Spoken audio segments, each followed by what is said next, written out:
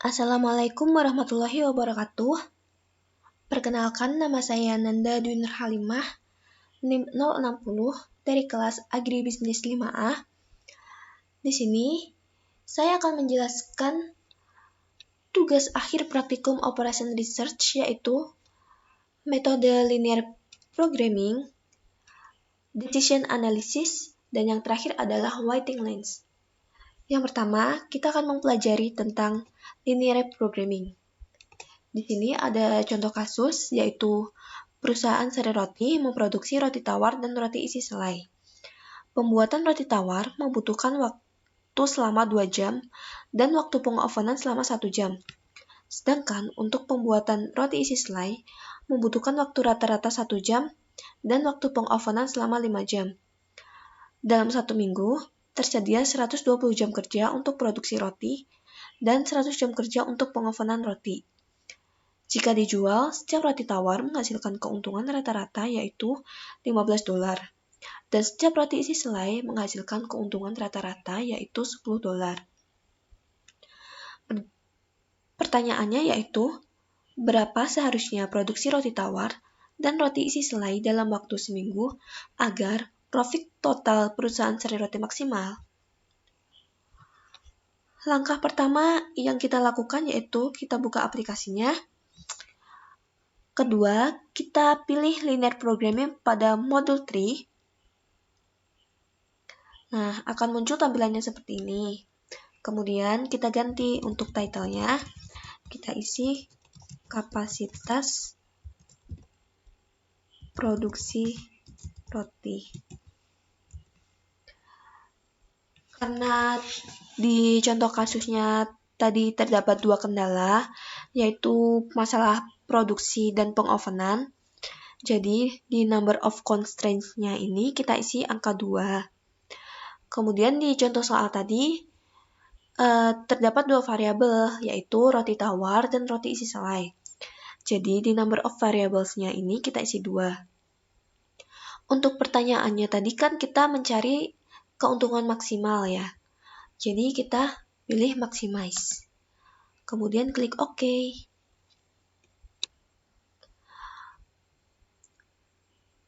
Akan muncul tampilan seperti ini. Untuk X1 kita ganti roti tawar. Untuk X2 kita ganti roti isi selai. Untuk constraints yang pertama kita isi dengan produksi. Untuk constraint yang kedua kita isi pengovenan. Pada roti tawar, waktu produksinya yaitu 2 jam. Sedangkan untuk waktu pengovenannya yaitu selama 1 jam. Untuk roti isi selai, waktu produksinya yaitu selama 1 jam, dan waktu pengovenannya yaitu selama 5 jam. Keuntungan yang diperoleh dalam penjualan roti tawar yaitu sebesar $15. Sedangkan untuk roti isi selai yaitu $10. Kemudian, ini kita isi dengan 120 jam. Dan untuk yang pengovenan adalah 100 jam. Kemudian kita klik solve. Nah, akan muncul tampilan seperti ini. Jadi, tampilan linear programming results menunjukkan hasil perhitungan untuk solution X1 yaitu sebesar 55,56 dan untuk X2 atau roti isi selai yaitu sebesar 8,89.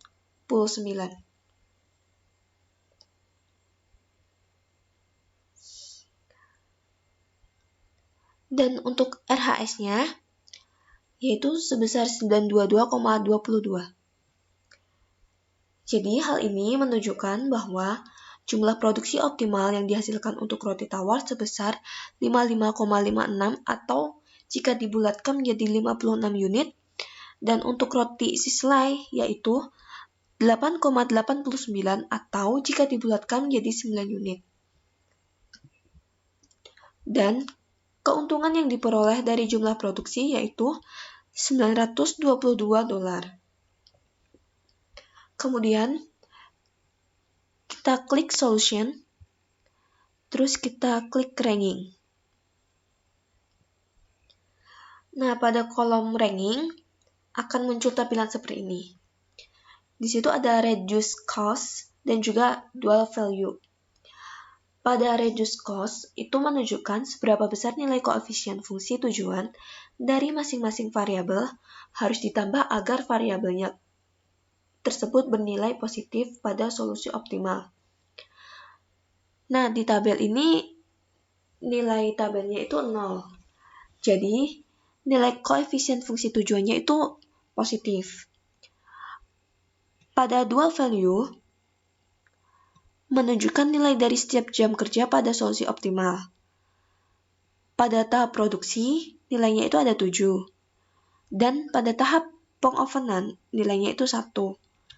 Artinya, keuntungan akan bertambah sebesar $7 dan $1 jika menambah 1 jam kerja pada masing-masing proses pengerjaan.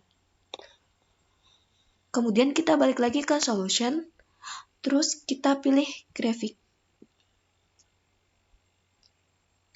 Nah,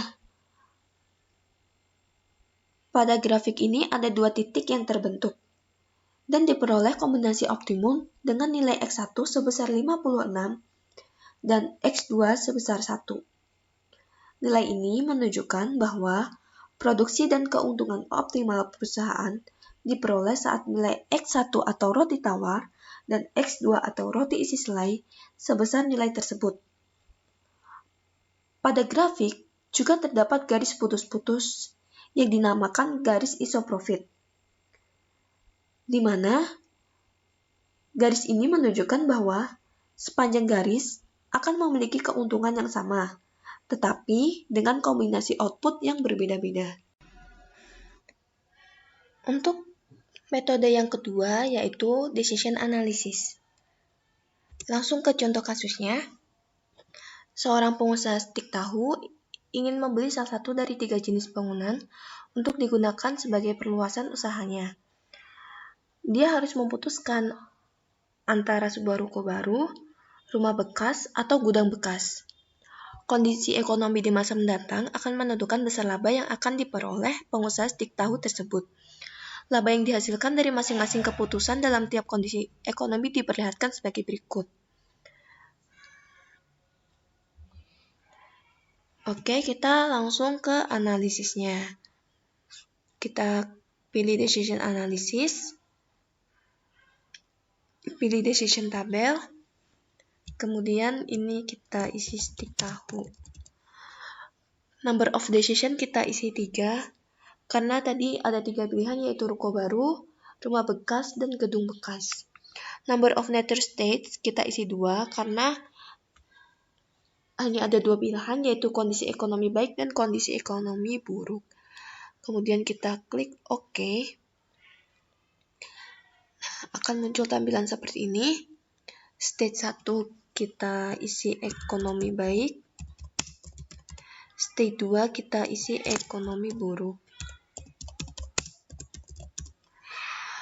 Untuk decision 1 kita isi ruko baru.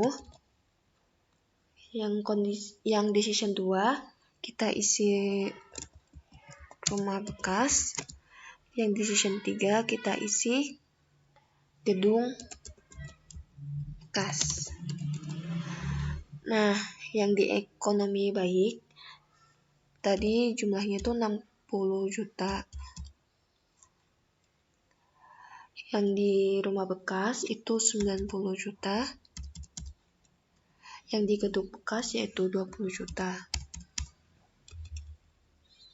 Untuk kondisi ekonomi buruk, yang di ruko baru tadi 30 juta. Yang di rumah bekas minus 45 juta. Yang di gedung bekas yaitu 10 juta.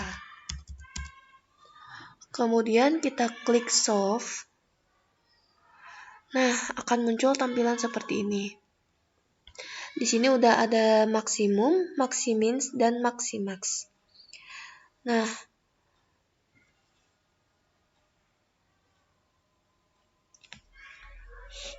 apabila perusahaan stik tahu ingin mengambil keputusan yang dimaksimin, maka sebaiknya perusahaan stik tahu memilih untuk membeli ruko baru. Apabila perusahaan stik tahu ingin mengambil keputusan di maximax, maka sebaiknya perusahaan stik tahu memilih membeli rumah bekas. Metode yang terakhir yaitu waiting lines. Contoh kasusnya adalah Tokopedia membuat sistem antrian baru pada tempat pembayaran karena rata-rata tingkat kedatangan pelanggan yaitu 20 orang per jam dan setiap pelanggan dapat dilayani dalam waktu 20 menit. Oleh karena itu, manajer khawatir suatu saat akan kehilangan pelanggannya. Maka manajer melakukan analisis menggunakan teori antrian. Untuk pertanyaannya, kita akan mencari tingkat intensitas kegunaan pelayanan atau P, jumlah rata-rata pelanggan yang diharapkan menunggu dalam antrian atau LH, jumlah rata-rata pelanggan yang diharapkan dalam sistem atau L, waktu yang diharapkan oleh pelanggan untuk menunggu dalam antrian atau WH, waktu yang diharapkan oleh setiap pelanggan untuk menunggu dalam sistem atau W. Kemudian langsung saja kita masuk ke aplikasi POM-QM. Di modul trik, kita pilih waiting lines, kemudian kita pilih M per 1, karena kita hanya menggunakan satu server. Untuk title, diganti dengan Tokopedia. Terus kita klik OK. Nah, muncul data seperti ini. Untuk arrival rate, kita isi 20, karena rata-rata pelanggan datangnya itu 20 per jam. Untuk service rate atau MIU, kita isi 30. 30 ini dapat dari, tadi tuh satu pelanggan ini dapat dilayani dalam waktu 2 menit, sehingga dalam waktu 1 jam, sebanyak 30 orang dapat dilayani. Kemudian kita klik solve. Nah, akan muncul data seperti ini. Di sini ada parameternya itu average server utilization, average number in the queue atau LH, average number in the system atau L, average time in the queue atau WH, average time in the system atau W.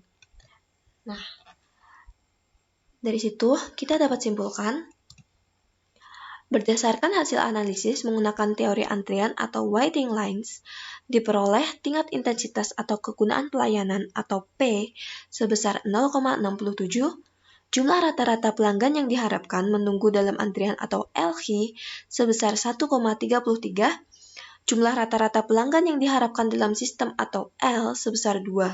Waktu yang diharapkan oleh setiap pelanggan untuk menunggu dalam antrian atau WH sebesar 0,07 per 4 menit. Waktu yang diharapkan oleh setiap pelanggan untuk menunggu dalam sistem atau W sebesar 0,1 per 6 menit. Sekian 3 metode yang dapat saya sampaikan. Kurang lebihnya saya mohon maaf. Wassalamualaikum warahmatullahi wabarakatuh.